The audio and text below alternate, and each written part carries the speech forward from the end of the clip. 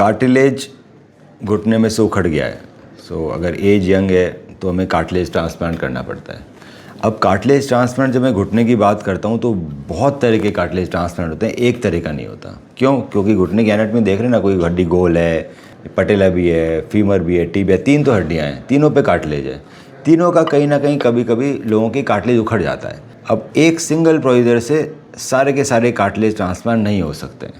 So what are the most advance cartilage transplant procedure available in the world? तो सबसे पहले हम बात करेंगे ओट्स की। सो ओट्स का मतलब है कि आपके फीमर में खड्डा दिख रहा है आपको जी। सो अगर फीमर में खड्डा दिख रहा है जी, अब ये फीमर कॉन्डाइल में अगर खड्डा है तो ओट्स कर सकते हैं। ओट्स में क्या होता है कि हम पहले नाप लेते हैं खड्डा कितना है और फिर हम फीमर के इस एरिया से, नॉन वेट बेरिंग एरिया से कार्टिलेज निकाल लेते हैं विद द बोन प्लग। मैंने विद बोन प्लग निकाल लिया और मैंने जहाँ पे खड्डा था वहाँ पे वापस रिप्लेस कर दिया। जहाँ से मैंने निकाला वहाँ काम का नहीं है तो कुछ फ़र्क नहीं पड़ता, ये नया आ गया कार्टिलेज। ये तो हुआ फीमोरल कॉन्डाइल के लिए कि हम ओट्स करेंगे डेफिनेटली। अगर अभी कॉन्डाइल में आया, कॉन्डाइल मतलब इन दोनों के अंदर, लेटरल फीमोरल कॉन्डाइल और मीडियल फीमोरल कॉन्डाइल, अगर इन दोनों में खड्डा आएगा तो हम ओट्स करेंगे। अब बात आती है ओट्स में, यहाँ कई बार नहीं कर पाता क्योंकि देखो ग्रूव है, ये निकलेगा फ्लैट, यहाँ जाएगा फ्लैट हो जाएगा, तो यहाँ नहीं कर सकते। ओट्स कई बार हम पटेला में भी नहीं कर सकते, ओट्स हम टीबिया भी नहीं कर सकते क्योंकि टीबिया में ओट्स के लिए ऐसे मैं इंस्ट्रूमेंट नहीं डाल पाऊँगा। टीबिया में करने के लिए लिगामेंट वगैरह थे ना, काट के पीछे करेंगे। सो उसके लिए फिर हम करते हैं ऑटो कार्ट प्लस मेम्ब्रेन। सो इसमें जहाँ पे भी डिफेक्ट है वहाँ से थोड़ा शेव ऑफ करेंगे, वहाँ की कार्टिलेज सेल लाइव होते हैं और यहाँ से निकाल लेंगे, एक्स्ट्रा पड़े रहते हैं, ये इकट्ठे हो जाएंगे इधर छोटे टुकड़े, और इनको मैं वापस लगा दूँगा जहाँ भी डिफेक्ट है मेरा, वापस लगा देंगे। और चिपकाने के लिए हम इसमें 2 तरह के ग्लू बनाएंगे। पहले बनाएंगे थ्रोम्बिनेटर से, आपके ब्लड से बनेगा, फिर फिब्रिन जाएगा, सो ये क्लॉट चिपक जाता है। अब ये जहाँ जहाँ मेरे पास फ्लैट सरफेस नहीं है या मैं ओट्स नहीं कर सकता, वहाँ सब जगह मैं ऑटो काट कर सकता हूँ। पर इसके बाद चिपकाने के बाद भी ज़रूरी नहीं है वो कार्टिलेज सेल रहे हैं नहीं रहे हैं, भाग जाएँ भैया, झटका लग गया, कुछ लग गया, पूरा ढंग से तो चिपका नहीं है ना, लूज़ है ना सेल, तो उखड़ ही सकते हैं। तो उस कंडीशन में हम क्या करते हैं, इसके ऊपर हम मेम्ब्रेन चिपका देते हैं।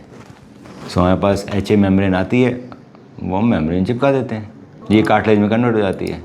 HA मेम्ब्रेन लाते हैं, कोलेजन मेम्ब्रेन अभी इंडिया में अवेलेबल नहीं है, जिस दिन आएगी उस दिन ये करेंगे हम। ओट्स हो चुका है पर वो लूज़ बॉडी हो सकता है वही निकल गई हो। देखिए ओट्स का जो किट होता है ना, सो अगर आर्थरेक्स का किट यूज़ नहीं किया गया, कोई और लोकल किट यूज़ किया गया तो कई बार वो प्रेस फिट बैठता नहीं है। तो एक हमारे कराते हैं, फिर डिसाइड करते हैं इनमें से क्या करना है, दोनों भी कर सकते हैं एक साथ। आई डू कार्टिलेज रीस्टोरेशन में, पूरा कार्टिलेज सारा रीस्टोर कर देता हूँ, घुटने का, एंकल का, जहाँ का बोलोगे वहाँ का। कम डॉक्टर्स करते हैं पर यही तरीका है। तो 1 बाय 1 करेंगे। अगर दोनों नीज़ में इशू आता है तो 1 बाय 1 होगा। क्यों? एक नी के कार्टिलेज ट्रांसप्लांट के बाद आप 1 महीना पाँव ज़मीन नहीं रख सकते। चाहते हो वो कार्टिलेज ग्राफ्ट पूरी ज़िंदगी सर्वाइव करे, सो उसके लिए कम से कम 4 से 5 महीने का रिहैब रहता है, जो आपको पिछली बार हुआ नहीं आपका। हम आपको फ़ोन कर करके सिखाएंगे, जैसे मैं इन सब लोगों को समझा रहा था। ऑनलाइन पॉसिबल है प्रॉपर? ऑनलाइन मेरे लिए इसलिए पॉसिबल है क्योंकि मेरे पास पेशेंट पूरे इंडिया से आते हैं। अगर मैं ऑनलाइन नहीं सिखाऊंगा तो सर आपके पास है यूट्यूब पे। हाँ, तो अगर मैं ऑनलाइन नहीं सिखाऊंगा तो कौन सिखाएगा उनको? सो मेरे को ये सिस्टम डेवलप करना पड़ा। मैं एक्सरसाइज नहीं कराऊंगा तो देखो आप परेशान हो एक्सरसाइज नहीं करने की वजह से, आपने बोला ना आते ही, मैंने रिहैब नहीं किया इसलिए मैं ख़राब हो गया, मेरे सारे पेशेंट ख़राब हो जाएंगे। सो इसके लिए मेरे को ऑनलाइन डेवलप करना पड़ा, बिकॉज इंडिया इज़ वास्ट और बाकी जगह इतने एडवांस सर्जन्स धीरे धीरे डेवलप हो रहे हैं, अब नहीं है हमारे पास इंडिया में अभी भी। सो हम आपको ऑनलाइन सिखाएंगे एवरी वीक, और बीच बीच में आप 1-2 महीने में आते रहिए। नहीं ख़राब होगा ना आपका, सिर्फ 1 महीना ख़राब होगा, एक नी में साल कैसे ख़राब होगा? साइड्स पे चल पाऊंगा? क्यों नहीं चल पाओगे? टक टक टक टक। आपने रिहैब सर कभी करा ही नहीं, इसीलिए आपको ठीक होने में इतना टाइम लग गया। Once you start doing exercises from day 1, अब 1.5 महीने में आदमी ठीक हो जाता है। क्या बात कर रहे हो आप? आपने वो चीज़ एक्सपीरियंस ही नहीं की अभी। एडवांस सर्जरीज़ क्या होती है, एडवांस रिहेबिलिटेशंस क्या होते हैं। 6 महीने का रिहैब का मतलब ये नहीं होता कि 6 महीने में कुछ नहीं कर पाऊँगा।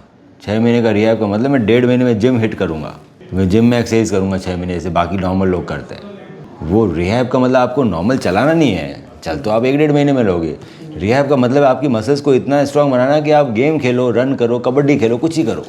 मैं आशीष जैन, जब मेरे घुटने में आज से साल भर पहले चोट लग गई थी, चोट लगने के बाद मैंने MRI कराया, इसमें कार्टिलेज डैमेज की रिपोर्ट आई। कार्टिलेज डैमेज होने के बाद जब मैं उसको यूट्यूब पे सर्च करने लगा तो मुझे डॉक्टर मनु बुरा का वीडियो देखा और उसके अंदर जो टेक्निक उन्होंने बताई थी, मैंने उस टेक्निक के बारे में भी सर्च किया तो हमारे यूट्यूब में सिर्फ एक ही इंडियन वीडियो था, बाकी सारे के सारे फॉरेनर वीडियो थे उस टेक्निक के। तब मुझे ये लगा कि भाई डॉक्टर की इस टेक्नोलॉजी में कुछ अलग है, जिससे मेरा कॉन्फिडेंस और बढ़ गया। उस कॉन्फिडेंस के बढ़ने की वजह से हम डॉक्टर साहब के पास आए, उन्होंने मुझे एक सर्जरी लिखी। सर्जरी होने के बाद आज मैं बिल्कुल स्वस्थ हूँ। सर्जरी मेरी ठीक हो चुकी है, मेरी फिजियोथेरेपी चल रही है। फिजियोथेरेपी में 50% में चलने लग गया हूँ और धीरे धीरे और बिल्कुल स्वस्थ हो जाऊँगा। यहाँ पे मैं देखता हूँ और भी बहुत से पेशेंट आते हैं बिल्कुल स्वस्थ होके गए हैं। और